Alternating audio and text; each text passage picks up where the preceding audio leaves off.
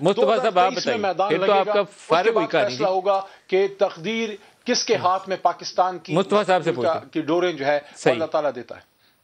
ملک صاحب عموماً ایسا ہوتا ہے کہ جب حکومت میں ہوتے ہیں تو اگر شام کو بھی حکومت کی رخصتی کا وقت آن پہنچے تو وزراء کو یہی لگتا ہے کہ حکومت ابھی تک اپنی جگہ پر قائم و دائم ہے۔ یہ ایٹ لیسٹ کہنا یہی یہ ہوتا ہے۔ ایٹ لیسٹ کہنا یہ ہوتا ہے ڈیوٹی کی وجہ سے، نیچر آف جاب کی وجہ سے۔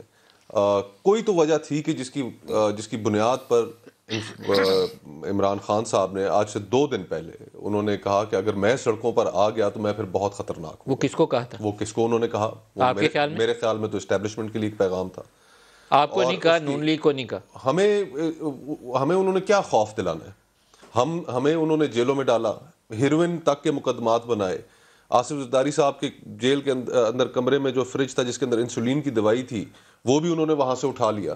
تو انہوں نے کسر تو کوئی نہیں چھوڑی۔ تو آپ کو جتنی کٹ لگنی تھی لگ چکی ہے، ہمیں تو لگ چکی ہے۔ وہ بیان آپ کے لیے نہیں تھا؟ وہ ہمارے لیے تھا ہی نہیں، ہماری انڈرسٹینڈنگ کے مطابق وہ جن کے لیے تھا ان کو غالباً پہنچ بھی گیا۔ گزارش یہ ہے کہ کیا چیز عمران خان صاحب محسوس کر رہے ہیں جس کی وجہ سے وہ یہ کہنے پہ مجبور ہوئے کہ ہاں میں اگر سڑکوں پہ آ گیا تو پھر میں پہلے سے زیادہ خطرناک ہوں گا۔ گزارش یہ ہے کہ اس وقت ان کا بیگیج اتنا بڑا بن چکا ہے کہ وہ بیگیج کوئی بھی اٹھانے کو تیار نہیں ہے۔ اسٹیبلشمنٹ کی بیساکھیوں پہ انہوں نے 3 سال گزارا کر لیا۔